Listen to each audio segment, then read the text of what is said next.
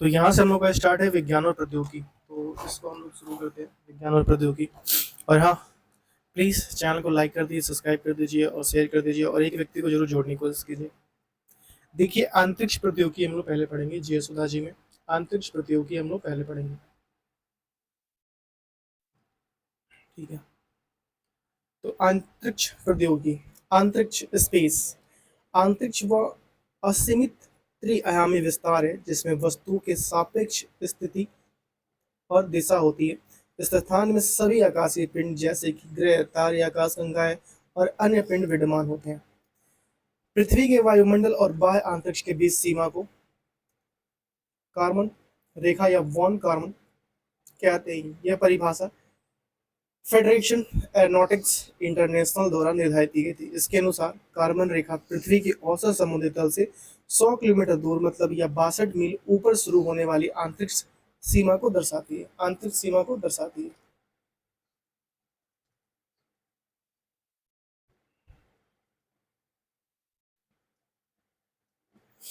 ठीक है। अंतरिक्ष प्रौद्योगिकी, अंतरिक्ष प्रौद्योगिकी, प्रौद्योगिकी से तात्पर्य ऐसी प्रौद्योगिकी से जिसका उपयोग पृथ्वी के वायुमंडल के बाहर यात्रा करने वाली गतिविधियां संपादित करने के लिए किया जा सकता है, जैसे कि अंतरिक्ष यात्रा, अंतरिक्ष अन्वेषण। अंतरिक्ष प्रौद्योगिकी में अंतरिक्ष यान, उपग्रह, अंतरिक्ष स्टेशन, कक्षीय प्रक्षेपण यान इत्यादि शामिल है। इसके अतिरिक्त इनमें गहन अंतरिक्ष संरचना, अंतरिक्ष के प्रणोदन प्रणाली, इसमें सहायक ढांचे, उपकरण और प्रक्रियाओं सहित अनेक प्रकार के विविध प्रौद्योगिकी को भी शामिल किया जाता है। कच्चा ऑर्बिट देखते हैं। यह अंतरिक्ष के ऐसा पथ होता है जिस पर कोई वस्तु किसी अन्य वस्तु के चारों ओर गति करती है। कक्षीय वेग, ऑर्बिट वेलोसिटी, वेलोसिटी। कक्षीय वेग वह होता है जो किसी वस्तु की खगोलीय पिंड के चारों ओर स्थिर कक्षा में रहने की आवश्यकता होती है। लगभग 150 मील 262 किलोमीटर की ऊंचाई पर कक्षीय वेग लगभग 17,000 एक मिनट सैकड़ा हजार 17,000 मील प्रति घंटे मतलब 27,359 किलोमीटर प्रति घंटे होती है। किसी उपग्रह का कक्षीय वेग पृथ्वी की से ऊंचाई पर निर्भर करता है और उपग्रह पृथ्वी के जितना पास होता है उतने ही अधिक वेग का आवश्यकता होती है, अर्थात उच्च कक्षाओं के उपग्रह की कक्षीय वेग कम होती है। कक्षाओं के प्रकार, अंतरिक्ष के उपग्रह की गतिविधियों के आधार पर कक्षाओं को विभिन्न प्रकार के वर्गीकृत किया जा सकता है। ये वर्गीकरण उनकी ऊंचाई, झुकाव, आकार और कार्य के आधार पर होते हैं और प्रमुख कक्षा प्रकार निम्नलिखित हैं। निम्न कक्षीय प्रकार, लो अर्थ ऑर्बिट। यह कक्षा पृथ्वी की सतह से लगभग 160 किलोमीटर से 2000 किलोमीटर की ऊंचाई पर होता है। लो अर्थ ऑर्बिट, यह उपग्रह पृथ्वी के चारों ओर 90 से 120 मिनट में चक्कर लगाता है। यह उपग्रह पृथ्वी के नजदीक होते हैं, इसलिए इनमें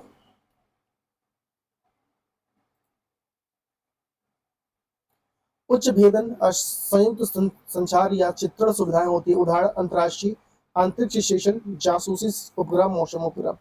मध्यम मध्यम पृथ्वी कक्षा, medium earth orbit, EMU EMO. यह कक्षा पृथ्वी सतह से लगभग 2000 से 35,787 86 किलोमीटर के बीच होती है। इसमें उपग्रह पृथ्वी की परिक्रमा करने में 6 से 12 घंटे का समय लेते हैं। इसका उपयोग पृथ्वी नेविगेशन उपग्रह प्रणाली में किया जाता है। उदाहरण जीपीएस, ग्लोनास और गैलीलियो उपग्रह आदि।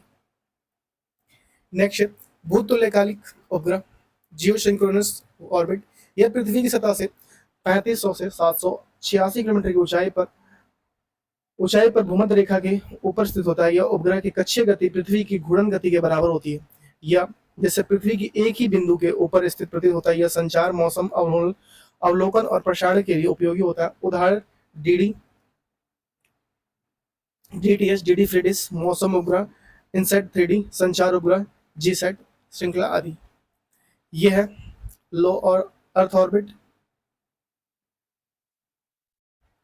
इसके बाद से लो अर्थ ऑर्बिट, जो ये रेड वाला घूम रहे हैं चारों साइड, और ये है मीडियम अर्थ ऑर्बिट और जियो सिंक्रोनस ऑर्बिट होता है, पृथ्वी के चारों ओर घूमते रहते हैं। ध्रुवीय कक्षा, पोलर ऑर्बिट। यह कक्षा पृथ्वी के उत्तरी और दक्षिण ध्रुव के ऊपर से गुजरती है, इसलिए उपग्रह पर परिक्रमा में पृथ्वी के अलग अलग हिस्सों में स्कैन करता है। इसका उपयोग पृथ्वी अवलोकन, पर्यावरण सर्वेक्षण और निगरानी होता है। उदाहरण रिसोर्सेस, कार्टोसेट,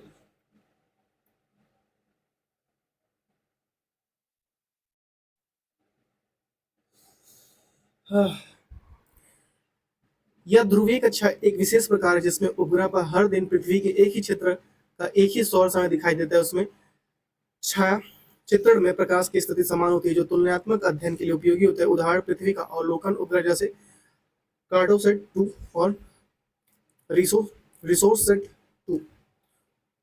उपसौर या अपसौर।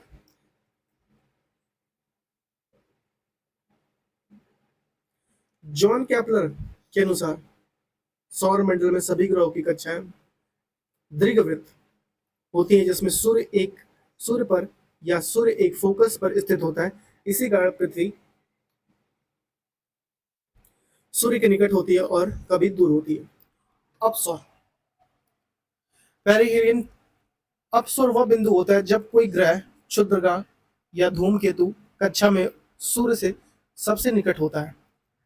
पृथ्वी हर वर्ष लगभग 3 जनवरी को अब ऐसा के पास में सूर्य के सबसे निकट आती है। इसलिए स्थिति में यह सूर्य से लगभग 147.1 मिलियन किलोमीटर या 91.4 मिलियन मील दूर पर होती है।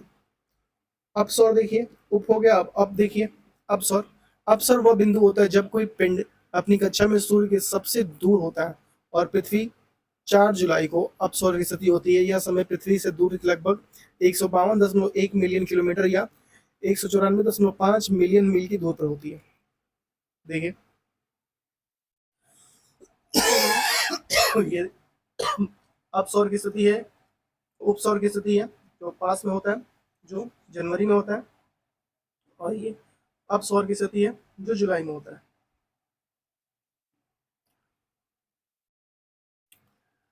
उपग्रह अंतरिक्ष में किसी ग्रह के चारों ओर परिक्रमा करने वाले वस्तुओं को उपग्रह कहते हैं। प्राकृतिक उपग्रह प्राकृतिक और कृत्रिम दोनों ही प्रकार की हो सकती हैं। चंद्रमा पृथ्वी का प्राकृतिक उपग्रह, परंतु कृत्रिम उपग्रह वे हैं जो अंतरिक्ष अनुसंधान संस्थानों द्वारा प्रक्षेपित किए जाते हैं, उन्हें कृत्रिम उपग्रह कहते हैं। ये यहाँ पे क्यों दे दिया भाई, इसको यहाँ पे नहीं होना चाहिए। प्राकृतिक उपग्रह देखिए, प्राकृतिक उपग्रह सौर मंडल में ग्रह, धूमकेतु, क्षुद्र ग्रह और अन्य वस्तुएं सूर्य की परिक्रमा करती हैं। सूर्य की परिक्रमा करने वाले अधिकतर वस्तुएं काल्पनिक समतल स्थल के साथ उसके निकट चलती हैं और एक काल्पनिक स्तर को क्रांतिवृत्त तल कहा जाता है। उपग्रह के भाग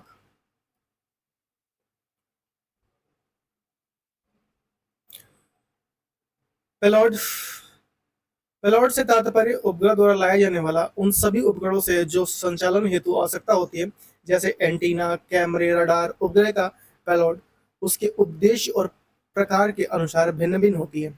ट्रांसपोर्टर ट्रांसपोर्टर ट्रांसपोर्टर पॉन्डर एक संचार प्रणाली जिसमें एक रिसीविंग एंटीना होता है जो पृथ्वी पर स्थित ग्राउंड स्टेशन में संकेत सिग्नल प्राप्त करता है। यह इनपुट मल्टी एक्सप्लेक्सर होता है और यह अनावृत परिवर्तक होता है जो प्राप्त संकेतों और उच्च शक्ति प्रवर्धन एम्पलीफायर के माध्यम से पुनः प्रसारित करता है। और ट्रांसपोर्टर पृथ्वी के विशिष्ट आवृत्तियों को संकेतित प्राप्त करता है, उन्हें प्रवर्तित और प्रवर्धन करता है और पृथ्वी सतह पर पुनः वापस भेजता है।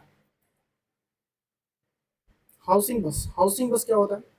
उपग्रह का हाउसिंग, जिसे बस भी कहा जाता है, यह संचार है जो पेलोड को के लिए स्थान प्रदान करती है। यह उपग्रह के सभी घटकों को जोड़ता है और विद्युत शक्ति और संग्रहण शक्ति या प्रेरण प्रोपल्शन प्रदान करता है जिसमें उपग्रह संचालन कर सके। यह कठोर सामग्री से बना होता है ताकि अंतरिक्ष की कठोर परिस्थितियों को सहन कर सके। पावर सिस्टम शक्ति प्रणाली देखिए। उपग्रह को अपने उपकरणों को चलाने और दिशा निर्देशन के लिए विद्युत ऊर्जा की आवश्यकता होती है। सूर्य का प्रकाश ऊर्जा का मुख्य स्रोत होता है, जैसे उपग्रह के सौर पैनल द्वारा एकत्रित किया जा सकता है, या उपग्रह में बैटरी भी होती हैं जो सूर्य की अनुपस्थिति में संचालन की सुनिश्चित करती हैं। उत्तुंगता कक्षा नियंत्रण प्रणाली, altitude and orbit control system. एक उपग्रह अपने निर्धारित कक्षा में सूर्य, चंद्रमा और अन्य ग्रहों की गुरुत्वाकर्षण बलों के कारण विचलित हो सकता है। उत्तुंगता एक कक्षा नियंत्रण प्रणाली रॉकेट मोटर का उपयोग करके उपग्रह को सही कक्षा में पहुंचाने की सहायक होती है। यह प्रणाली उन संकीर्ण किरणों वाले एंटेना को सही दिशा में नियंत्रित करने में मदद करती है जो पृथ्वी या सूर्य, चंद्रमा आदि जैसे अन्य खगोलीय पिंडों की ओर संकेत करते हैं। टेलीमेट्री या कमांड या निगरानी प्रणाली, यह उपग्रह की संचालनात्मक संचालनात्मक संरचना का एक मुख्य भाग होता है जो उपग्रह के प्रत्येक पहलू को निर्देशित, नियंत्रित और निगरानी करता है या करती है तथा पृथ्वी से संचालन के लिए कमांड प्राप्त करती है। इस उपग्रह पर लगे एंटीना कंप्यूटर शामिल होते हैं जो पृथ्वी पर मौजूद लोगों के उपग्रह को निर्देश देने की और उपग्रह के तापमान, विद्युत वोल्टेज और अन्य महत्वपूर्ण मापदंडों की निगरानी करने में सक्षम होता है। टेलीमेट्री, कमांड और निगरानी प्रणाली। उपग्रह के आवृत्ति बैंड उपग्रह में प्रसारण और इंटरएक्टिव सेवाओं के लिए विद्युत चुम्बकीय स्पेक्ट्रम की विभिन्न आवृत्तियों का उपयोग करते हैं। उपग्रहों के आवृत्ति स्पेक्ट्रम गीगाहर्ट्ज जो 40 गीगाहर्ट्ज तक होता है। इसका विभाजन उपयोग के आधार पर विभिन्न बैंड जैसे LSC, और KA में किया जाता है। निम्न आवृत्ति जिसमें होता है LSC बैंड में निम्न आवृत्ति होती है, भारी वर्षा में कम प्रभावित होती है, भारी वर्षा से कम प्रभावित होती है। इसका उपयोग उन क्षेत्रों में अधिक होता है जहां भारी वर्षा सामान्य है, जैसे कि एशिया, अफ्रीका और लैटिन अमेरिका। उच्च आवृत्ति जैसे कि KU, एक मिनट रुकिए।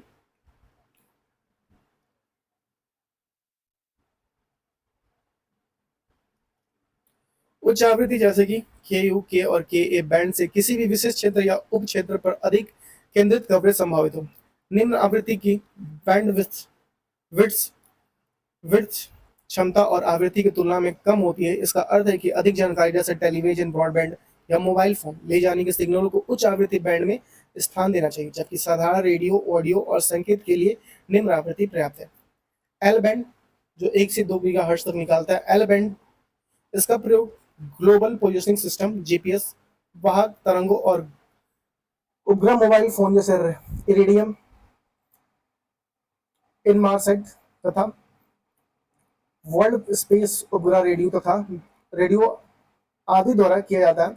एस बैंड में बीमा चौड़ाई अधिक होने के कारण एंटीना की दिशा संरेखण उतनी सटीक होने की आवश्यकता नहीं होती जितनी उच्च आवृत्ति में होती है। एस बैंड 2 से 4 गीगाहर्ट्ज। इसका उपयोग मौसम रडार, सतही जहाज रडार और कुछ उपग्रह संचार, विशेष रूप से नासा द्वारा अंतरिक्ष एजेंसी स्टेशन और स्पेस शटल के साथ संचार के लिए प्रदान किया जाता है। यह KU और KA बैंड की तुलना में वर्षा जनित छेड़न, रेन फीडिंग के लिए कम संवेदनशील होता है। सी बैंड इसमें होता है 4 से 8 गीगाहर्ट्ज होता है। इस बैंड का प्रयोग उपग्रह संचार, पूर्णकालिक उपग्रह, टीवी नेटवर्क और कच्चे उपग्रह फीडिंग के लिए समानांतर किया जाता है। यह KU बैंड की तुलना में वर्षा जनित छेड़न की प्रति कम संवेदनशील होता है, अतः उष्णकटिबंधीय वर्षा वाले क्षेत्रों में इसका समानांतर प्रयोग किया जाता है। इस बैंड में बड़े आकार के एंटीना की आवश्यकता होती है, अतः क्रूज जहाजों और वाणिज्य जहाजों की छतों पर सफेद एंटीना लगे होते हैं। एक्स बैंड जो 8 से 12 गीगाहर्ट्ज की होती है। यह बैंड मुख्य रूप से सैन्य, नागरिकों और सरकारी रडार अनुप्रयोगों में होती है। यह पल्स, एकल ध्रुव और द्विध्रुव, सिंथेटिक एपर्चर रडार और फेज एयर रडार जैसे विविध रडार अनुप्रयोगों शामिल है, जैसे निगरानी, हवाई यातायात नियंत्रण, समुद्री जहाज यातायात नियंत्रण, रक्षक, ट्रैकिंग और कानूनी प्रवर्तक हेतु वाहन गति का पता लगाने, जैसे कि एक्स बैंड रडार उप बैंड्स द्वारा किया जाता है। नेक्स्ट है क्यू बैंड। क्यू बैंड जो होती है क्यू बैंड जो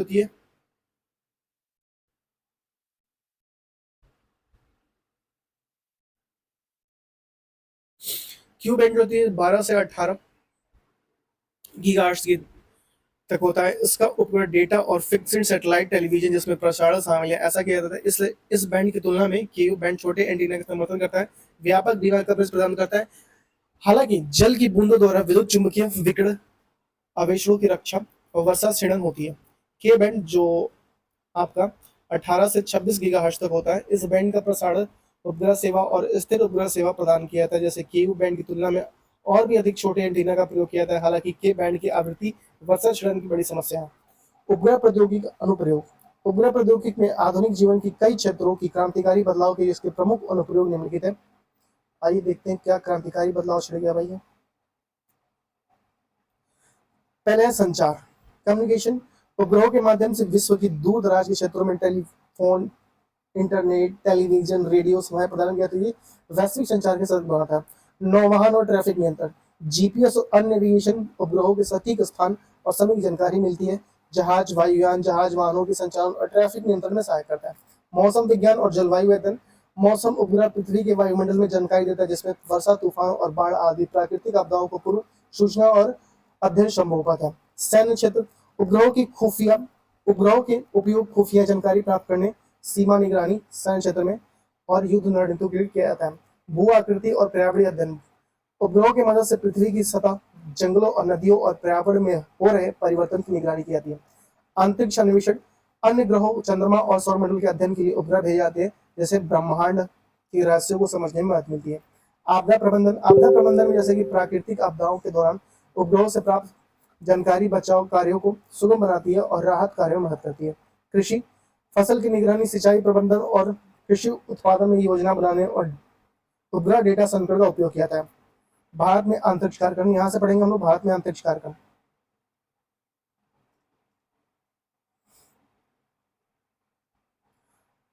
प्रथम चरण 1960 से 70, डॉक्टर विक्रम साराभाई भारत के अंतरिक्ष कार्यक्रम के जनक और वैज्ञानिक दूरदर्शी माने जाते हैं। डॉक्टर साराभाई ने 1957 में स्पुतनिक उपग्रह के प्रक्षेपण के बाद उपग्रहों की संभावनाओं को पहचाना। भारत के पहले प्रधानमंत्री पंडित जवाहरलाल नेहरू के वैज्ञानिक प्रगति को देश की भविष्य के लिए महत्वपूर्ण माना था। उन्हें 1961 में अंतरिक्ष अनुसंधान परमाणु ऊर्जा विभाग के अधीन कर दिया। 1962 में डॉक्टर साराभाई की अध्यक्षता वाली भारतीय राष्ट्रीय अंतरिक्ष 1962 में भारतीय राष्ट्रीय अंतरिक्ष अनुसंधान समिति की स्थापना की गई 1962 में, और इसका स्थापना परमाणु ऊर्जा विभाग के डॉक्टर होमी जहांगीर भाभा द्वारा की गई थी। भारत के परमाणु कार्यक्रम के जनक होमी जहांगीर भाभा है। Thumba equatorial rocket launching station Kerala के तिरुवनंतपुरम के निकट एक प्रक्षेपण सुविधा केंद्र है। रोडी परिवार के परिज्ञापी रॉकेट के भारत को विकसित किया गया। 21 नवंबर 1963 को भारत देश का पहला स्काउटिंग रॉकेट नाइक एपास, क्या नाम है, नाइक एपास नाम है इसका, अमेरिका द्वारा निर्मित किया गया था। थुम्बा मध्य भूमध्य रेखीय रॉकेट प्रक्षेपण केंद्र रसल के प्रक्षेपित किया गया था। 1969 में भारतीय अंतरिक्ष अनुसंधान संगठन इसरो की ओर इसके बाद से 1972 में अंतरिक्ष विभाग की स्थापना की गई थी। द्वितीय चरण देखिए, द्वितीय चरण जो हुआ 1970 से 80 के दशक में हुआ था। 1972 में अंतरिक्ष आयोग और अंतरिक्ष विभाग का गठन किया गया तथा इसरो के अंतरिक्ष विभाग का नियंत्रण में रखा गया। भारत उन पहले देशों में था जिन्होंने उपग्रह तकनीकी सिस्टम की विकसित की ताकि दूर संचार और रिमोट सेंसिंग की भविष्य की जरूरतों को पूरा किया सके। 1973 में प्रोफेसर सतीश धवन ने भारतीय अंतरिक्ष अनुसंधान का कार्यभार अपने हाथों में लिया। प्रोफेसर सतीश धवन ये रहे। 1975 में भारत के पहले उपग्रह आर्यभट्ट का सोवियत प्रक्षेपण यान द्वारा प्रक्षेपण हुआ और यह हमारे देश के लिए अंतरिक्ष में पहला कदम था। 1975 में 1979 तक श्रीहरिकोटा रॉकेट लॉन्चिंग स्टेशन नामक दूसरे स्टेशन से SLV का प्रक्षेपित करने का कार्य शुरू हुआ 1979 में। 1979 में प्रक्षेपण के दूसरे चरण में नियंत्रण की समस्या आने के कारण प्रक्षेपण असफल है, परंतु इसे 1980 तक ठीक कर लिया गया। तृतीय चरण रहा 1980 से 90। SLV की सफलता के बाद इसरो ने एक ऐसा उपग्रह प्रक्षेपण यान बनाने की योजना बनाई जो ध्रुवीय कक्षा में उपयोगी उपग्रह प्रक्षेपित कर सके। 1987 में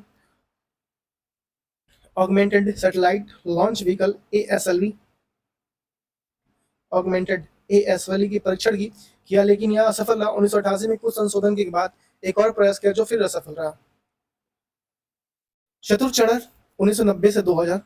इस चरण में 1992 में ASLV का पहला सफल प्रक्षेपण, 1994 में PSLV का पहला सफल प्रक्षेपण हुआ। PSLV मुख्य रिमोट सेंसिंग और संचार उपग्रह प्रक्षेपण करता था। PSLV का फुल फॉर्म है पोलर सैटेलाइट लॉन्च व्हीकल। पंचम चरण 2000 से के बाद जो चला था, GSLV का प्रथम विकासात्मक प्रक्षेपण 2001 में हुआ था। 2010 के बाद इसरो ने निम्नलिखित कार्य शुरू किए। लॉन्च व्हीकल डेवलपमेंट प्रोग्राम, जिसके polar satellite launch vehicle PSLV, geosynchronous satellite launch vehicle GSLV और अगली पड़ी GSLV मार्क 3 शामिल है। GSLV का फुल फॉर्म है geosynchronous satellite launch vehicle. पृथ्वी अवलोकन कार्यक्रम, जिसमें रिसोसेट और Cartosat, Oceansat, radar imaging satellite, geo imaging satellite, INSAT, 3DR mission शामिल है जो अत्याधुनिक भारतीय रिमोट सेंसिंग का उपग्रह। भारतीय क्षेत्रीय नौवहन उपग्रह प्रणाली का उपग्रह नौवहन कार्यक्रम जिसमें 7 IRMSS उपग्रह और राउंड सेगमेंट शामिल है जो सटीक स्थानिक जानकारी और समय सेवाएं प्रदान करता है।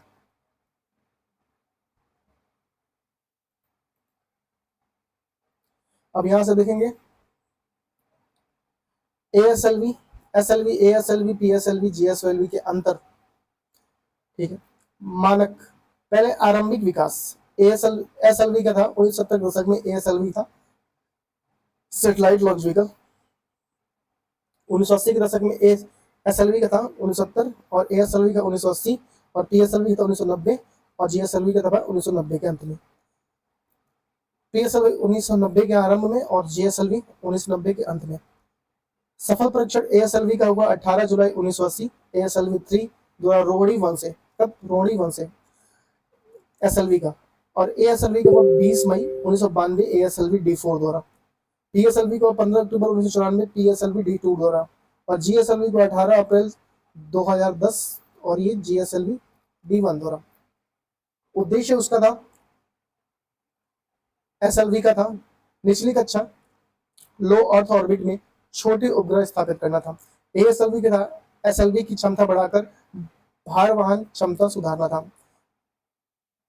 और यहाँ पे PSLV का था ध्रुवीय कक्षा में उपग्रह स्थापित करना और GSLV का था भूमध्य क्षेत्रीय कक्षा GTO में भारी उपग्रह प्रक्षेपित करना था।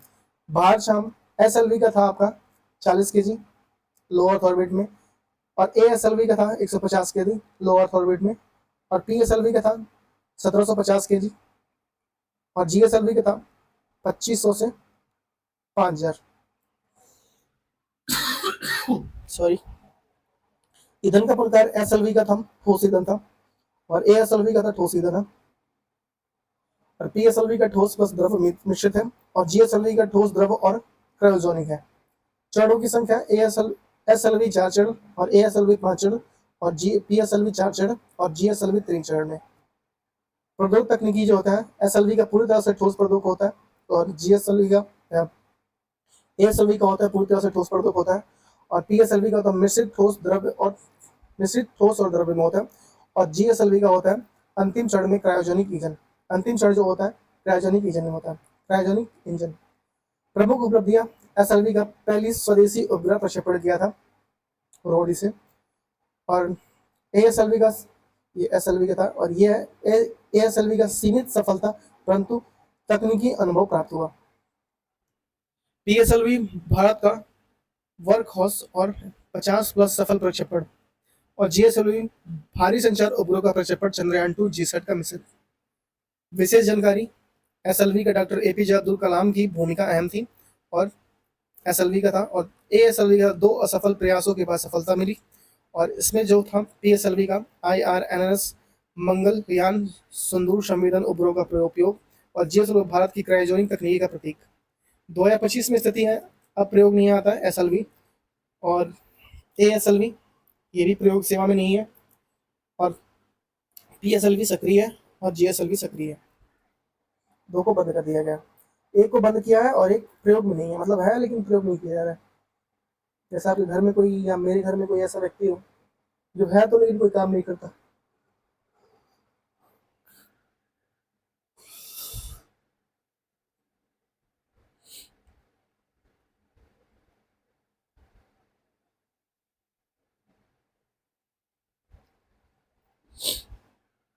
भारतीय राष्ट्रीय उपग्रह प्रणाली Indian National Satellite System INSAT, यह 1983 में स्थापित इनसेट प्रणाली एक अंतरिक्ष आधारित नेटवर्क है जिसके अंतर्गत विभिन्न आकृतिक बैंड पर कार्य करने वाले संचार और मौसम संबंधी उपग्रहों को अंतरिक्ष में प्रक्षेपित किया जाता है। यह प्रणाली अंतरिक्ष विभाग, दूरसंचार विभाग और भारतीय मौसम विज्ञान और आकाशवाणी और दूरदर्शन एक संयुक्त प्रयास है। इस प्रणाली के अंतर्गत सभी अंतरिक्ष कार्यक्रमों की योजना, निगरानी और संचालन की भूमिका जिम्मेदारी अंतरिक्ष विभाग पर है। इस प्रणाली का विकास 4 प्रमुख पीढ़ियों में किया गया था जो निम्नलिखित प्रकार से वर्गीकृत किया गया। प्रथम पीढ़ी 1983 से 92, पीढ़ी के उपग्रह पर मुख्य उद्देश्य दूरसंचार, प्रसारण, मौसम विज्ञान तथा आपदा प्रबंधन सेवाओं का करना था। प्रथम पीढ़ी तथा 1983 से 92। द्वितीय पीढ़ी जो आया 1992 से 99, यह इस पीढ़ी में उपग्रहों की सबसे बड़ी उपलब्धि 2000 से किलो से अधिक वजन के उपग्रहों का प्रक्षेपण 1992 से 99 में अर्नेट 4 द्वारा फ्रेंच गुना से इस पीढ़ी का उपग्रह लॉन्च किया गया था। द्वितीय पीढ़ी में 1992 से 99 में। तृतीय पीढ़ी जो थर्ड जनरेशन हुआ था, इस पीढ़ी के उपग्रह अधिक सशक्त थे। इस समय इनसैट 3 सीरीज की तरफ विभिन्न उपग्रह प्रक्षेपण किए गए। चतुर्थ पीढ़ी 2016 के बाद इस पीढ़ी के संचार उपग्रह का उद्देश्य डायरेक्ट टू होम डीटीएच सेवा उपलब्ध कराना था। इस पीढ़ी के ज्यादातर उपग्रह जीसैट जियोसिंक्रोनस सैटेलाइट के नाम से भेजे जाते थे। इस प्रणाली के अंतर्गत GSAT 9, GSAT 6, GSAT 4, GSAT 16, GSAT 18, GSAT 19, GSAT 31 आदि उपग्रह प्रक्षेपित किए गए। भारतीय दूर संवेदी उपग्रह प्रणाली। दूर संवेदी उपग्रह प्रणाली के अंतर्गत पृथ्वी की गर्भ में छिपी संसाधनों को स्पर्श किए गए प्रकरण की विधि द्वारा जानकारी उपलब्ध कराई जाती है। इस प्रणाली के अंतर्गत IRS-A1 और AB, IRS-AE, P2, IC, P4 और P6 कॉर्डोसेट फर्स्ट और एनसेकेंड उपग्रह प्रक्षेपित किए गए थे। इस प्रणाली के दो तरह के उपग्रह हैं, सक्रिय दूर संवेदी जैसे रिसेट और रिसेट सेकेंड, निष्क्रिय दूर संवेदी कॉर्सोसेट और ऑसनसेट। भारत के प्रक्षेपण यान प्रौद्योगिकी। Launch vehicle technology in India. 18 जुलाई 1980 को ASLV-3 के सफल प्रक्षेपण के साथ भारत उस अंतरिक्ष क्लब का छठा सदस्य बन गया जो अमेरिका, रूस, तत्कालिक सोवियत संघ, चीन, फ्रांस और जापान के में शामिल थे। अब तक देश में कुल 4 SLV यानों का प्रक्षेपण किया जा सके। इसका पहला प्रक्षेपण 24 मार्च 1987 को और अंतिम प्रक्षेपण 4 मई 1994 को किया गया था। SLV को 100 से 500 मतलब 100 से 150 किलो तक भार के उपग्रह प्रक्षेपित निम्न कक्षा में स्थापित करने का उद्देश्य विकसित किया गया था। यह 5 चरणों वाला ठोस ईंधन आधारित उपग्रह प्रक्षेपण यान था। इसके स्टेप ऑन प्रथम द्वितीय चरण में स्वदेशी तकनीकी से विकसित हाइड्रोफ्लोसिक टर्मिनेट पॉलीब्यूटनाइट आधारित ठोस परतों का उपयोग किया था, जबकि तृतीय और चतुर्थ चरणों में F-20 परतों का उपयोग किया था। वही PSLV 4 चरणों वाला ध्रुवीय उपग्रह प्रक्षेपण यान है, जिसके प्रथम और तृतीय चरणों में ठोस ईंधन और चतुर्थ और द्वितीय चतुर्थ चरणों में द्रव्य परतों का उपयोग किया गया था। यह द्रव्य परतों के रूप में अंश सम्मानित डाइमेथाइल हाइड्रोनिज और नाइट्रोजन टेट्राऑक्साइड N2O4 का प्रयोग होता है, जो समांतर तापमान और द्रव्य अवस्था में रहते थे। PSLV के माध्यम से अनेक उपग्रहों को सफल प्रक्षेपण किया जा चुका। ऐसे PSLV C-30 के द्वारा एस्ट्रोथेस्ट को अंतरिक्ष में भेजा गया था। सतीश धवन स्पेस सेंटर से रिकोटा PSLV C-43 नामक यान द्वारा SYS प्रक्षेपण किया गया था। टूथसेट को इसरो की इंडियन मिनी सैटेलाइट बस द्वारा निर्मित किया गया था और 20 अप्रैल 2011 को श्रीहरिकोटा से PSLV C-16 को प्रक्षेपण किया गया था। यह स्नातकोत्तर और अनुसंधान स्तर पर विद्यार्थियों का भागीदारी वाला और भारत और रूस का संयुक्त वैज्ञानिक शैक्षणिक कृत्रिम उपग्रह मिशन है। जून 2017 में ब्रेक थ्रू स्टार शॉट कार्यक्रम में 6 अंतरिक्ष यानों को पृथ्वी की निम्न कक्षा में स्थापित किया गया। भारत की पहली मैपिंग सैटेलाइट कार्टोसेट 1 को श्रीहरिकोटा केंद्र से लॉन्च किया था। इसके इसरो के PSLV C-37 नामक लॉन्च व्हीकल से लॉन्च किया गया था। Mapping satellite Cartosat first. GSLV 3 चरणों वाला शक्तिशाली भूस्तरीय भूतोलकारी उपग्रह प्रक्षेपण यान है। इसके प्रथम चरण के ठोस प्ररोधक, द्वितीय चरण में द्रव प्ररोधक और तृतीय चरण में क्रायोजेनिक इंजन का प्रयोग किया था। GSLV Mark 3 भारत की भावी पीढ़ी का प्रक्षेपण यान है। इसमें 600 किलोमीटर की ऊंचाई पर स्थित पृथ्वी की निचली कक्षा में 8 से 10 टन तक पेलोड और उपग्रह ले जाने की क्षमता है। इसमें 22 जुलाई 2019 को चंद्रयान 2 को प्रक्षेपित किया गया था। अब GSLV M के थर्ड LVM-3 से गगनयान प्रक्षेपित किया जाना प्रस्तावित है। कौन सा? GSLV M के थर्ड LVM-3 से गगनयान प्रक्षेपित किया जाना प्रस्तावित है। भारत के कुछ प्रमुख उपग्रह।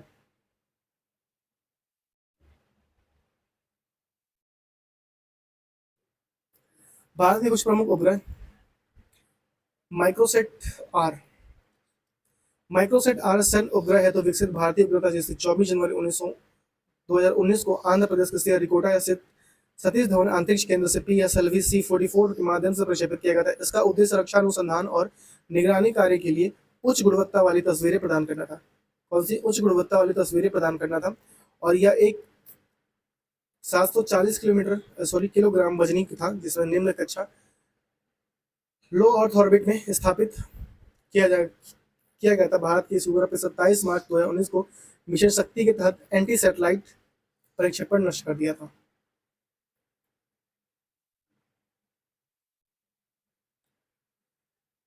कार्टोसैट थर्ड। यह कार्टोसैट थर्ड भारत का अत्याधुनिक पृथ्वी अवलोकन उपग्रह है, जो 27 नवंबर 2019 को PSLV 47 द्वारा श्रीहरिकोटा से प्रक्षेपित किया गया था। उपग्रह 0.25 मीटर तक उच्चतम रेजोल्यूशन वाली तस्वीरें लेने में सक्षम है, जो शहरी नियोजन, बुनियादी ढांचा निगरानी और सैन्य उपग्रहों में सहायक है। इसका निर्माण इसरो द्वारा किया गया था और यह कार्टोसैट श्रृंखला की 9वीं उपग्रह इकाई है, जिसमें 509 किलोमीटर की ऊंचाई पर सौर समकालीन कक्षा में स्थापित किया गया था।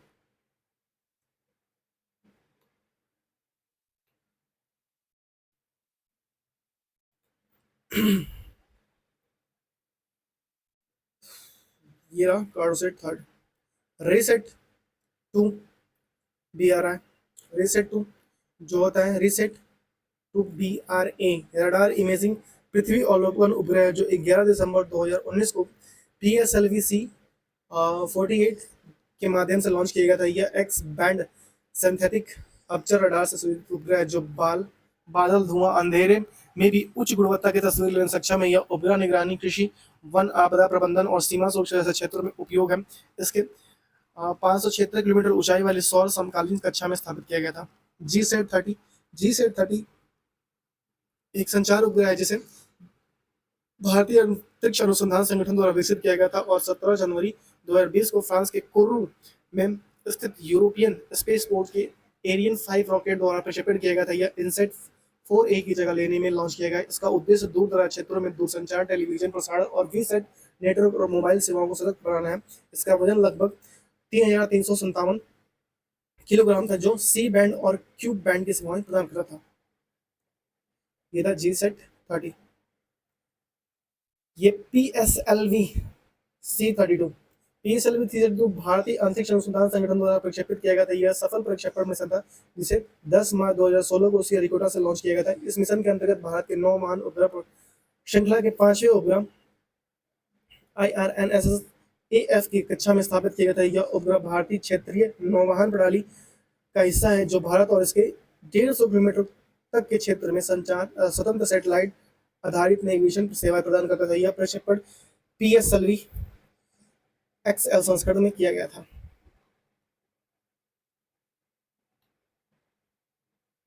यह है अंतरिक्ष और इकाइयां। ये देखते हैं अंतरिक्ष केंद्र और कार्य उद्देश्य। सार, जो केंद्र श्रीहरिकोटा आंध्र प्रदेश है।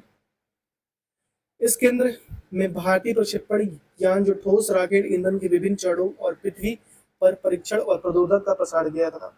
विक्रम साराभाई अंतरिक्ष केंद्र तिरुवनंतपुरम, रॉकेट अनुसंधान और प्रक्षेपण यान विकास परियोजनाओं को बनाना और उसे कार्यान्वित करना।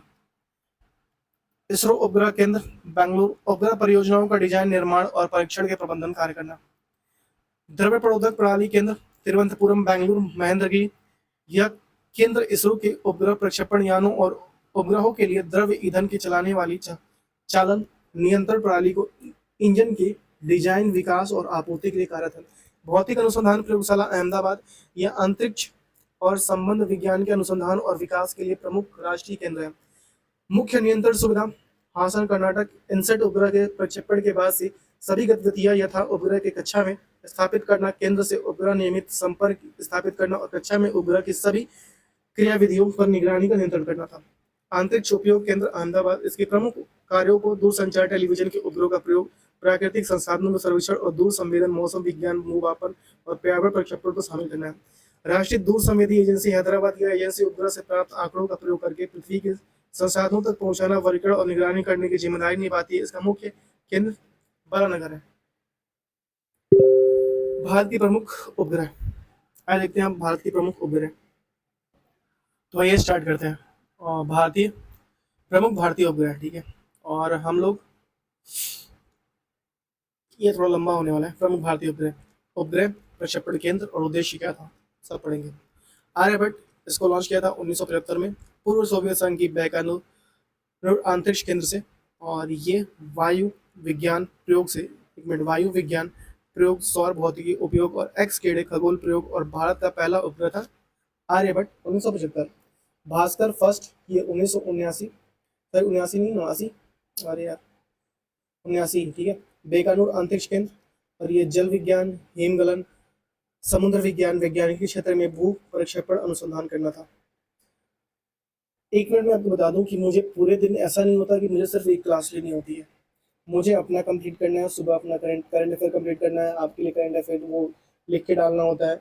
उसके बाद से क्लासेस लेनी होती है, उसको एडिट करना होता है, फिर उसको पोस्ट करना होता है, हर चीज़ लिखना होता है, फिर थंबनेल लगाना होता है, फिर पोस्ट करना होता है, फिर ये भी देखना होता है सब्सक्राइबर बढ़े या फिर क्या हुआ, ये हुआ वो हुआ।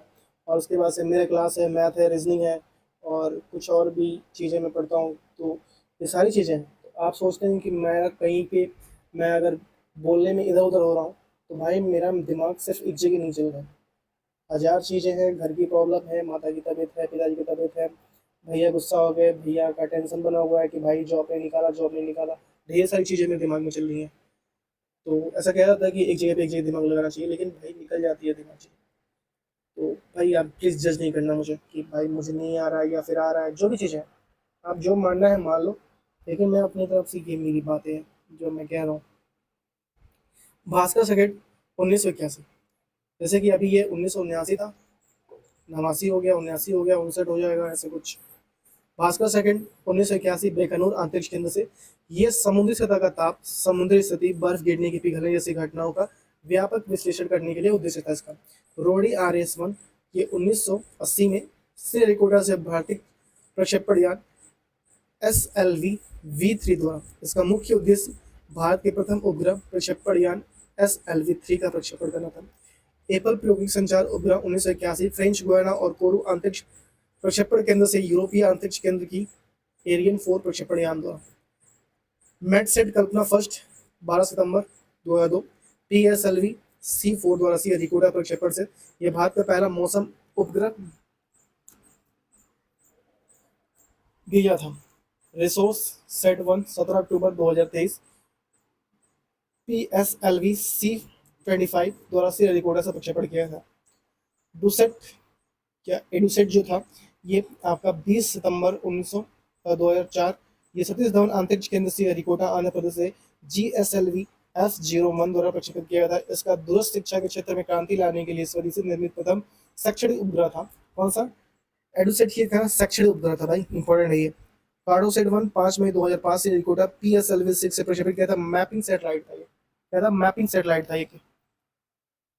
प्रमुख भारतीय उपग्रह, यहाँ देखिए, इसरो का 100वां मिशन 9 सितंबर 2012 को PSLV-C21 द्वारा फ्रांस के उपग्रह स्पोर्ट 6 एवं जापान के माइको उपग्रह प्रोइटेस टेरस का प्रक्षेपण किया था। प्रोइटेरस द्वारा प्रक्षेपण किया था। उद्देश्य इसका कुछ नहीं था भाई, ऐसे ही प्रक्षेपण कर दिया। चंद्रयान फर्स्ट 12 अक्टूबर 2008, 22 अक्टूबर 2008, माफ कीजिएगा, 22 अक्टूबर 2008 सतीश धवन अंतरिक्ष केंद्र से श्रीहरिकोटा से PSLV-C11 द्वारा प्रक्षेपित किया गया था। चंद्रमा को भेजने वाला भारत का पहला मानव रहित चंद्र अभियान था। NS-1A जुलाई 2013 सतीश धवन अंतरिक्ष केंद्र से श्रीहरिकोटा से PSLV-C22 रॉकेट द्वारा, इसका उद्देश्य था भारतीय क्षेत्र में नौवहन उपग्रह प्रणाली को स्थापना अमेरिकी की GPS के तर्ज पर किया गया, जिसमें से क्रम में 7 उपग्रह भेजे गए थे।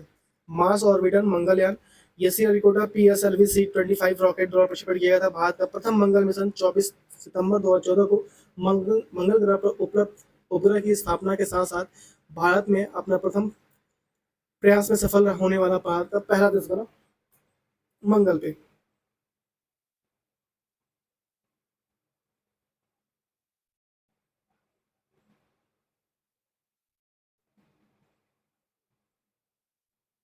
नेक्स्ट है वर्ष 2014 GSAT 14, ये 5 जुलाई 2014 को श्रीहरिकोटा से, और GSLV-D D5 के द्वारा प्रक्षेपित किया गया था। ये 1980 वोयन के संचार उपग्रह जिसमें स्वदेशी क्रायोजेनिक इंजन प्रथमतः सफल प्रयोग हुआ था।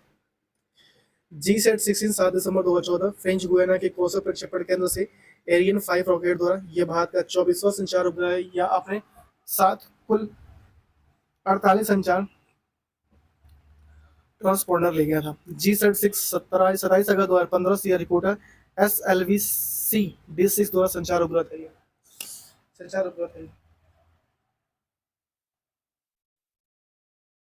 उसके बाद से NS आपका IG कॉर्डोसेट 2 ये सीरियल रिकॉर्डर PSLV-C30 ये नेविगेशन और संचार उपग्रह था। मोशन संबंधी उपग्रह स्कैटसेट 1 ये 26 सितंबर 2014 को सीरियल रिकॉर्डर से PSLV-35 रॉकेट द्वारा प्रक्षेपित किया गया था। यह मौसम संबंधी आपदाओं का भविष्यवाणी करना है।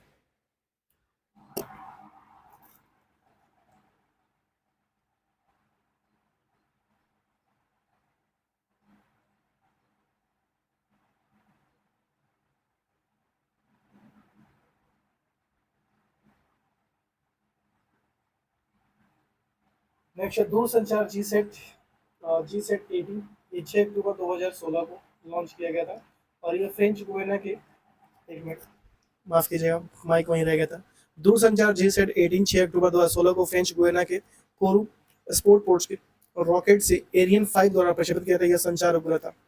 G-SAT 19 की 5 जुलाई 2017 को GSLV-M के थर्ड D1 G-SAT 19 मिशन था। यह संचार उपग्रह था।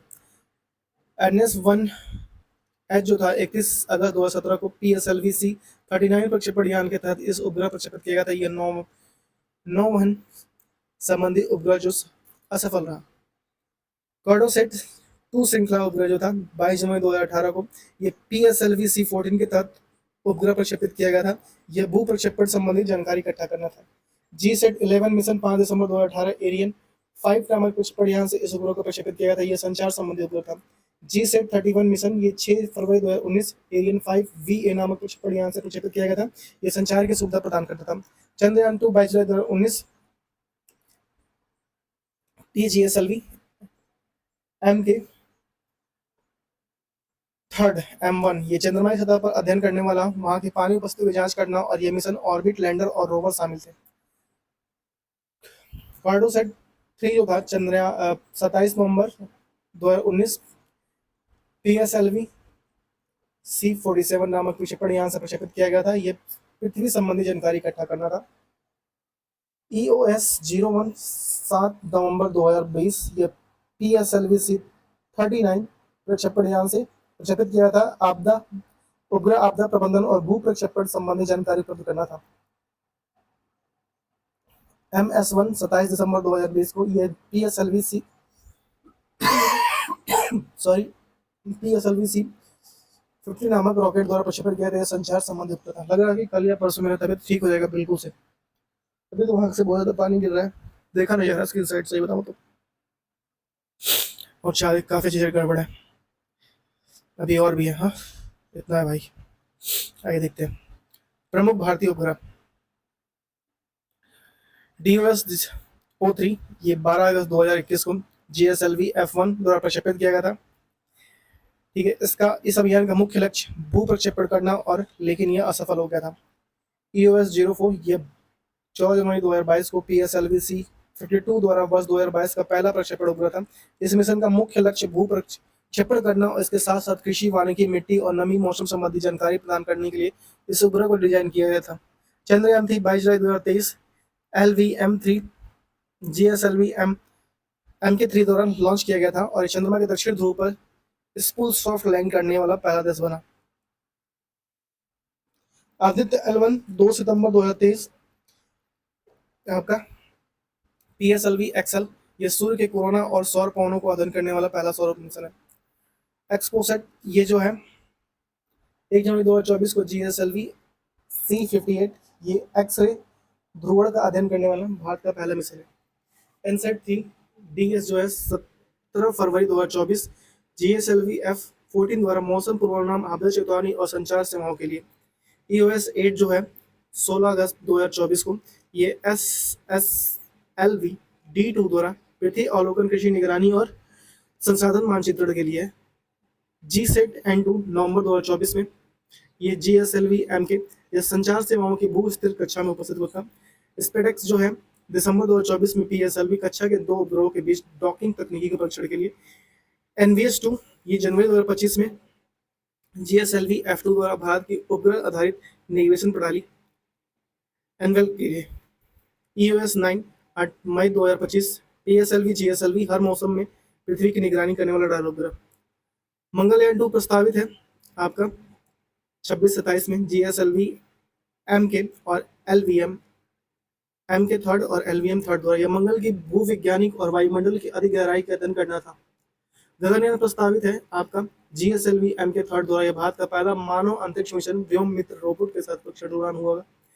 चंद्रयान जो 4 है प्रस्तावित है आपका LVM-3 द्वारा चंद्रमा के नमूना वापसी मिशन, चंद्रमा से नमूना वापसी मिशन, चंद्रमा की सतह से नमूने एकत्रित करना और पृथ्वी पर लाना। नेक्स्ट है गगनयान।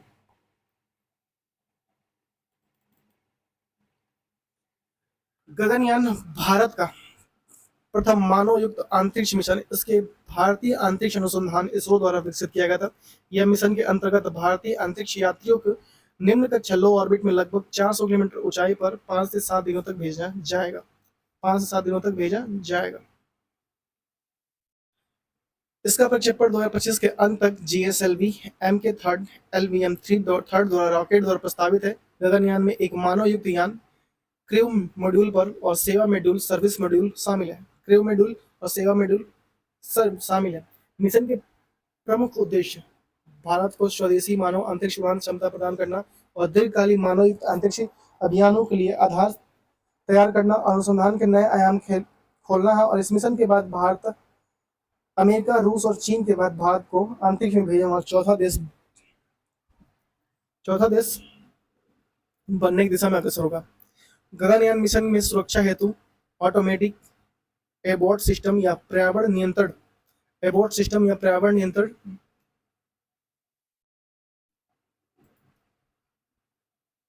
प्रणाली को विकसित किया गया। इस मिशन में निम्न देश भारत की सहायता प्रदान। फ्रांस के अंतरिक्ष एजेंसी इसमें काम करेगी। सेंट्रल नेशनल एडुट्स स्पार्टिकल,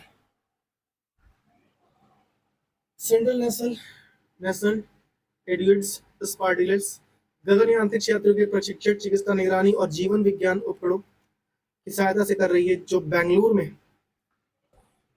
में एस्ट्रोनॉट ट्रेनिंग सेंटर की स्थापना में फ्रांस के सहयोग कर रहा है। रूस के अंतरिक्ष एजेंसी रोसकोस्मोस ने गगनयान के लिए 4 भारतीय अंतरिक्ष यात्रियों को मॉस्को में प्रक्षेपण प्रदान किया है। साथ ही जीवन रक्षक प्रणाली, लाइफ सपोर्टिंग सिस्टम तथा चालक दल के चयन प्रक्रिया को तकनीकी मदद दे रहा है। ऑस्ट्रेलिया भारतीय अंतरिक्ष यान की समुद्र में रिकवरी ऑपरेशन के लिए भूस्थानिक सहयोग के संचार नेटवर्क में सहायता करेगा। यूरोप अंतरिक्ष एजेंसी गगनयान के लिए क्राउड स्टेशन ट्रैकिंग और कम्युनिकेशन नेटवर्क सपोर्ट प्रदान कर रहा है। मंगलयान 2 जैसे मार्स ऑर्बिट मिशन 2, जिसे MOM-2 भी कहा जाता है, भारत अंतरिक्ष अनुसंधान इसरो की प्रस्तावित दूसरा मंगल मिशन है। यह मिशन 2026-25 के आसपास प्रक्षेपित किया सकता है। इसका उद्देश्य मंगल के ग्रह के जलवायु, सतह संरचना और संभावित जीवन के संकेतों का अध्ययन करना। इसमें ऑर्बिट कक्षा यान, लैंडर और संभावित रोबोट शामिल हो सकते हैं। हालांकि वर्तमान की योजना में लैंडर को शामिल न करने की संभावना है। यह मिशन GSLV-M के थर्ड या LVM द्वारा प्रक्षेपण किया जाएगा। इसमें उच्च गुणवत्ता वाले कैमरे, स्पेक्ट्रोमीटर, मैग्नेटोमीटर और मौसम निगरानी उपकरण होंगे। MOM-2 मंगल ग्रह की परिक्रमा करती हुई उसकी सतह पर उच्च रेजोल्यूशन चित्र प्रदान करेगा और भारतीय ग्रह विज्ञान अनुसंधान को एक नई दिशा देगा। यह मिशन भारत की ग्रह अन्वेषण क्षमताओं को सशक्त बनाएगा। चंद्रयान 4 देखिए, चंद्रमा 4 मिशन भारतीय अंतरिक्ष अनुसंधान इसरो के प्रस्तावित चंद्रमा नमूना पर लेके वापसी आना है। यह मिशन 2027 से 28 के आसपास प्रक्षेपित किए जाने की योजना है। इसका उद्देश्य चंद्रमा सतह से चट्टान और मृदा के नमूनों को एकत्रित करके उन्हें पृथ्वी पर लाना है। यह मिशन अत्यंत जटिल और तकनीकी रूप से उन्नत होगा, जिसमें ऑर्बिट, लैंडर और रोवर और अनसेट मॉड्यूल शामिल होगा। लैंडर चंद्र पर सतह पर उतरेगा और रोवर नमूनों को एकत्रित करेगा, जिसे बाद से ऑफसेट मॉड्यूल द्वारा चंद्र कक्षा में भेजा जाएगा, ऑर्बिट के उसे पृथ्वी पर लाया जाएगा। चंद्रयान 4 से चंद्रमा की उत्पत्ति, चंद्रयान 4 से चंद्रमा की उत्पत्ति, संरचना और भूगर्भीय गतिविधियों की विस्तृत जानकारी प्राप्त होगी। यह मिशन भारत के उन उच्च देशों की श्रेणी में खड़ा करेगा जिन्हें चंद्र सतह के नमूने पृथ्वी पर लाने में सफलता प्राप्त की है। इससे भारत की अंतरिक्ष विज्ञान स्थिति और सतत होगी। Optical optical tweezers, Raman research institute जो विज्ञान और प्रौद्योगिकी विभाग द्वारा वित्त पोषित एक स्वायत्त संस्था है जो विज्ञान ने ऑप्टिकल ट्रैपिंग तकनीक का उपयोग कर लेपोनाइट नामक कृत्रिम मृत्तिका और संरचनात्मक विशेषताओं का अध्ययन किया है। लेपोलाइन एक प्रकार के संस्थैतिक नैनोक्ले है जिसका उपयोग औद्योगिक और वैज्ञानिक अनुप्रयोग में किया जाता है। इसका विशेष भौतिक संरचना यह समझना सामग्री विज्ञान मटेरियल साइंस के क्षेत्र में महत्वपूर्ण है। ऑप्टिकल ट्रैप्स या ऑप्टिकल ट्रेविजस नामक वैज्ञानिक उपकरण होते हैं जो लेजर किरणों के अत्यधिक केंद्रित फोकस द्वारा सूक्ष्म और अति सूक्ष्म कणों जैसे परमाणु, नैनो कण, बिंदु आदि को बिना किसी भौतिक स्पष्ट नियंत्रण करने या स्थिर करने में सक्षम होते हैं। जब इन कणों द्वारा वस्तु को बिना बाह्य संकर के हवा या द्रव्य माध्यम में स्थिर किया जा सकता है तो इस प्रक्रिया को ऑप्टिकल लेविटेशन कहा जाता है। इस क्षेत्र में उल्लेखनीय कार्य के लिए 2018 में ऑप्टिकल ट्रैपिंग तकनीकी विकास हेतु ऑर्थर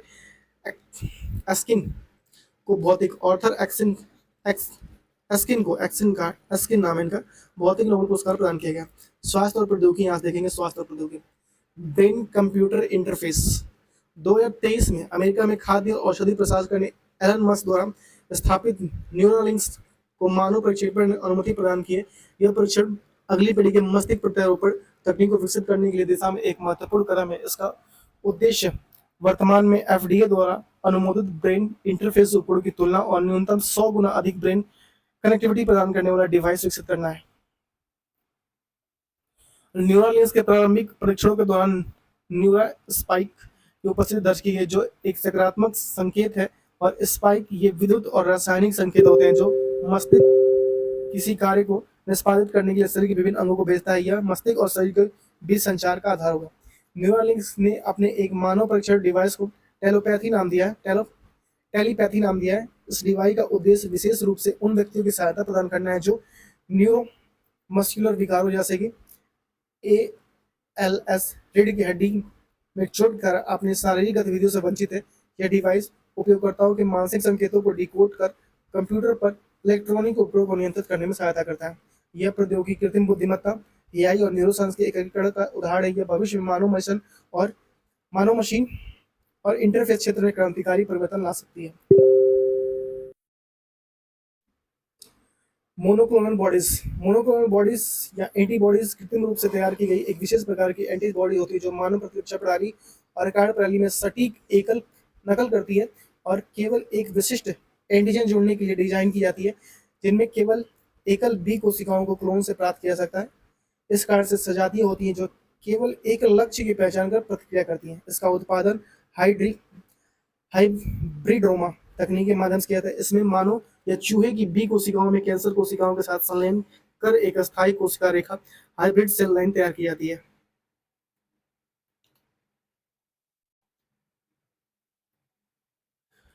जो दीर्घकालीन रूप से एक ही प्रकार के एंटीबॉडी उत्पादन कर सकती है। इस प्रक्रिया को प्राप्त एंटीबॉडी को मोनोक्लोन कहा जाता है क्योंकि ये सभी एक ही मूल कोशिकाओं से उत्पन्न होती है और एक प्रकार की एंटीजन की विरुद्ध शक्तिशाली होती है। इसके विपरीत पॉलीक्लोन और एंटीबॉडीज भी विभिन्न प्रकार की बी कोशिकाओं के निर्मित होती हैं और एक ही एंटीबॉडी के कई विभिन्न भागों में पहुंचती है, अतः ये मिश्रित और विविध प्रकृति की होती हैं। इनवर्स वैक्सीन एक नवनिर्मित जैव प्रौद्योगिकी तकनीक है जो पारंपरिक वैक्सीन के विपरीत कार्य करती है और सामान्य वैक्सीन जहां प्रतिरक्षा प्रणाली को सक्रिय करने से किसी रोगजनक की सुरक्षा देती है, वहीं इनवर्स वैक्सीन का उद्देश्य प्रतिरक्षा प्रक्रिया को दबाना है और तकनीकी विशेष रूप से ऑक्टो इम्यून बीमारियों जैसे कि टाइप ए डायबिटीज, मल्टीपल और स्क्लेरोसिस, रूमेटाइड आर्थराइटिस, अंग प्रत्यारोपण की अस्वीकृति को उपयोगी है। 2023 में शिकागो विश्वविद्यालय में वैज्ञानिकों ने एक सफल इनवर्स वैक्सीन का उपयोग परीक्षण चूहों पर किया, जिसमें से टी कोशिकाओं की आत्मघाती प्रतिक्रियाओं को नियंत्रित किया सकता है। ये तकनीकी लीवर के माध्यम से टॉलरेंस प्राप्त किया था, जिसमें शरीर खुद की स्वस्थ कोशिकाओं पर हमला नहीं करता, और भविष्य में यह व्यक्तिगत चिकित्सा का आधार बन सकता है और ऑटोइम्यून बीमारियों के इलाज में क्रांतिकारी परिवर्तन ला सकता है। ऑटोइम्यून बीमारियों में क्रांतिकारी परिवर्तन ला सकता है। सर्ववैक वैक्सीन, सर्ववैक वैक्सीन देखते हैं हम लोग। सर्ववैक वैक्सीन भारत के विकसित पहली स्वदेशी HPV human papilloma virus vaccine है, जो गर्भाशय ग्रीवा में कैंसर रोकथाम के लिए बनाई गई थी। इसे भारत बायोटेक और सीरम इंस्टीट्यूट ऑफ इंडिया द्वारा विज्ञान और औद्योगिक अनुसंधान परिषद ISIR के सहयोग से विकसित किया गया था। 2023 में भारत सरकार ने, एक मिनट कलर चेंज कर लेता हूँ, 2023 में भारत सरकार ने इसे सार्वजनिक टीकाकरण कार्यक्रम से शामिल किया और वैक्सीन एचपीवी उच्च जोखिम प्रकारों जैसे 16 प्रकार के 16 और 18 से सुरक्षा प्रदान करती है। 16 से जैसे प्रकार 16 और 18 से सुरक्षा प्रदान करती है और भारत में 80% से अधिक गर्भाशय ग्रीवा कैंसर के लिए जिम्मेदार है। सर्ववैक की सबसे बड़ी विशेषता यह है कि ये सस्ती लागत है, जैसे 200 से 400 रुपए के बीच है। इसकी यह निम्न और माध्यम आय वर्ग के लिए सुलभ है। यह 2 डोज में की वैक्सीन है जो 9 से 14 वर्ष की आयु की लड़कियों को दी जाती है। यह भारत की गर्भाशय ग्रीवा कैंसर से लड़ने का आत्मनिर्भर बनाती है और विश्व स्वास्थ्य संगठन सर्वाइवल कैंसर इम्यूनेशन स्ट्रेटजी में भारत का महत्वपूर्ण योगदान सुनिश्चित करते हैं। हेला कोशिका देखिए, हेला कोशिकाएं विश्व की पहली अमर कोशिकाएं हैं। कोशिका रेखा है जो 1991 में एक अफ्रीकी अमेरिकी महिला हेनरिएटा लैक्स ने गर्भाशय ग्रीवा में कैंसर ट्यूमर से प्राप्त की गई थी। इन कोशिकाओं की विशेषता यह है कि शरीर के बाहर प्रयोगशाला में अनिश्चित काल के विभाजित होती रहती है और हेला कोशिकाएं चिकित्सा और जैव अनुसंधान की क्रांतिकारी सिद्ध हुई है। पोलियो वैक्सीन के विकास, कैंसर अनुसंधान और HIV रेडिएशन जीनोम मैपिंग और हाल ही में कोविड-19 रिसर्च में भी इसका व्यापक उपयोग हुआ। हालांकि इन कोशिकाओं के बिना अनुमति के प्रयोगशाला में प्रयोग किया गया था, जिसमें जब नीतिकर्ता या नृत्यकर्ता पर गंभीर बहस उत्पन्न हुई थी। 2023 में हेनरिएटा लैक्स ने परिवार और बायोटेक कंपनी के बीच कानूनी समझौता हुआ। इसके जैविक अधिकारों के बहस को नया आयाम मिला और हेला कोशिकाएं अब बायोइथिक्स और एंडाफर्म कंसेप्ट के उदाहरण के रूप में जानी जाती है। आज ये कोशिकाएं लगभग 7500 वैज्ञानिक शोध पत्रों का आधार बन चुकी है। 75,000 है भाई, 100 नहीं है, माफ कीजिएगा। न्यूक्लियर मेडिसिन एक चिकित्सीय और नैदानिक शाखा है जिसमें रेडियोधर्मी समस्थानिक का प्रयोग कर शरीर के अंगों और ऊतकों की कार्यप्रणाली का अध्ययन और उपचार किया जाता है। इसमें रेडियो फार्मास्यूटिकल्स नामक दवाओं का उपयोग होता है जो शरीर के विशिष्ट भाग में जाकर विकिरण उत्सर्जित करती है, जिससे इमेजिंग या उपचार संभव हो पाता है। इसका प्रयोग कैंसर, हृदय रोग और थायराइड विकार और न्यूरोलॉजिकल बीमारियों की पहचान और उपचार में किया था। हाल के वर्षों में थेरानोटिक्स नामक एक अवधारणा उभरी है जिसमें डायग्नोसिस और थेरेपी में एक साथ दी जाती है। उदाहरण स्वरूप प्रोस्टेट कैंसर के लिए Lu-177 PSMA थेरेपी उभरती हुई तकनीक है। भारत में भाभा परमाणु अनुसंधान केंद्र और IIMS जैसे एम्स लिखा भाई, मुझे ना शॉर्ट में पढ़ने की आदत है क्योंकि दिन भर आता रहता है ना, तो ऐसे नहीं पूरा नहीं पढ़ पाता। संस्थानों द्वारा इस क्षेत्र में अनुसंधान और चिकित्सीय सेवाएं दी जाती है। एक बार मैंने ऐसे ही इसको पढ़ा था तो एक लड़का कमेंट किया था AIIMS ऐसा कुछ करके कमेंट किया था, पता नहीं ऐसे ही कुछ कमेंट किया था, कोई बात नहीं। नेक्स्ट है 2024 में भारत की राष्ट्रीय परमाणु चिकित्सीय नीति की घोषणा की, जिसमें से इस तकनीकी सुदूर क्षेत्र में विस्तार को बढ़ावा मिला। यह तकनीकी व्यक्तिगत चिकित्सा में नई संभावनाओं के द्वार खोलती है। मैक्रोफेज एक प्रकार की श्वेत रक्त कोशिकाएं होती है जो शरीर के प्राकृतिक रोग प्रतिरोध प्रणाली के मुख्य हिस्सा है। ये कोशिका शरीर के रोगजनकों, मृत कोशिकाओं और अपशिष्टों को निगल कर नष्ट कर देती है। मैक्रोफेज न केवल रोगों से रक्षा करता है बल्कि ऊतक मरम्मत और सूजन के नियंत्रण में कार्य करता है। ये कोशिकाएं मोनोसाइट नामक कोशिकाओं को बनाती है जो विभिन्न अंगों में अलग अलग नामों से जानी जाती है, जैसे यकृत में कुफर कोशिकाएं। हाल के वर्षों में मैक्रोफेज आधारित इम्यूनोथेरेपी कैंसर और ऑटो इम्यून रोग के तेजी से लोकप्रिय हो रहा है। CAR M chimeric antigen reporter sorry receptor macrophage तकनीकी में वैज्ञानिक माइक्रोफेज को जेनेटिक रूप से संशोधित कर कैंसर कोशिकाओं को लक्षित करता है और तकनीकी कैट टी थेरेपी के नाम से विकसित हुआ। साथ ही 2023 में प्रकाशित की शोध में मैक्रोफेज की भूमिका अल्जाइमर जैसी न्यूरोलॉजी बीमारियों के महत्वपूर्ण बताई गई। इसलिए मैक्रोफेज न केवल शरीर की सुरक्षित पूंजी है, बल्कि चिकित्सा नवाचारों और अगणित जैविक संसाधन बनाते जा रहे हैं।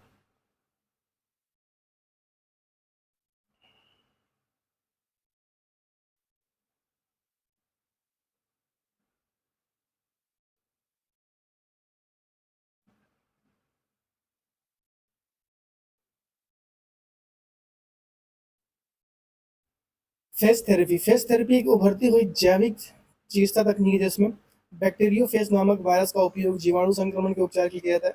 बैक्टीरियोफेज केवल जीवाणु के संक्रमण कर उन्हें नष्ट करती है, जबकि मानव कोशिकाओं को हानि नहीं पहुंचाती है। फेज थेरेपी हम लोग यहाँ पे नाभिकीय प्रौद्योगिकी तक पढ़ने वाले हैं आज की क्लास में।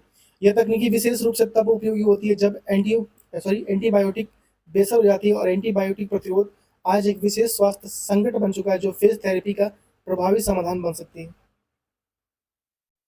फेज थेरेपी का प्रभावी समाधान बन सकती है।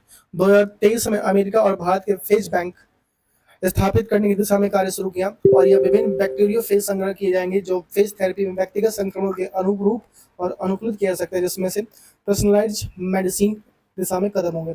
भारत में एम्स और IISc जैसे संस्थान इस पर शोध कर रहे हैं। इसके बावजूद अभी भी इस चिकित्सा को लेकर नियामक बाधाएं और दीर्घकालिक प्रभावों को लेकर अनुसंधान और आवश्यक है। यदि इन्हें दूर किया जाए तो तकनीकी पोस्ट एंटीबायोटिक गुण में एक कारगर हथियार साबित हो सकता है। अब हम लोग देखते हैं कि और कितना बचा हुआ है, मतलब कि ओरिजिनल PDF। ठीक है, 11 से आगे चलते हैं। पता नहीं ये लोड क्यों नहीं होता जल्दी, जबकि 300 कुछ ही पेज है। 12 13 14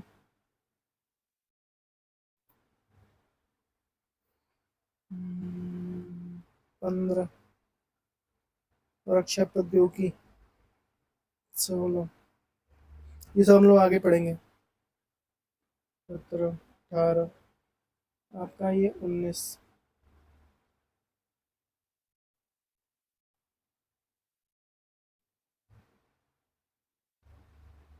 जैव विज्ञान जैव प्रौद्योगिकी 20, यहाँ से स्टैटिक के। और हम लोग का ओरिजिनल बुक कहाँ पे है भाई? एक मिनट जस्ट मैं आपको क्लियर कर देता हूँ, तभी जाऊंगा। तो हम लोग कहाँ है? जैव प्रौद्योगिकी तक। हाँ, लाइट ऑन कर लेते हैं। स्टैटिक जीके जैव प्रौद्योगिकी विज्ञान और प्रौद्योगिकी। हाँ, जैव प्रौद्योगिकी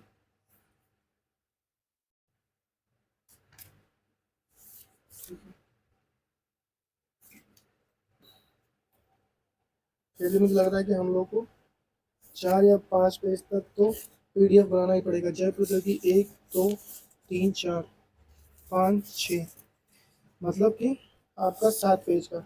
2 2 6 2 8 2 10 2 12 1 13, मतलब 7.5 या 7 8 पेज है, जो दोनों साइड मिला के 13 पेज का। इसके आगे जैव प्रौद्योगिकी से है। तो हम लोग का 3 क्लास होगा। अब जो हम लोग क्लास करेंगे वो आपका जहाँ से हम लोग पढ़े हैं उसके बाद से हम लोग का जैव प्रौद्योगिकी तक हम लोग आएंगे। तो बस आज के लिए इतना ही। Thank you so much, have a good day. अपना ख्याल रखें, परिवार वाले ख्याल रखें। मिलते हैं आपसे नेक्स्ट वीडियो में। नेक्स्ट वीडियो भी आज ही लेके आएंगे। तो बस आज के लिए इतना ही। Thank you so much.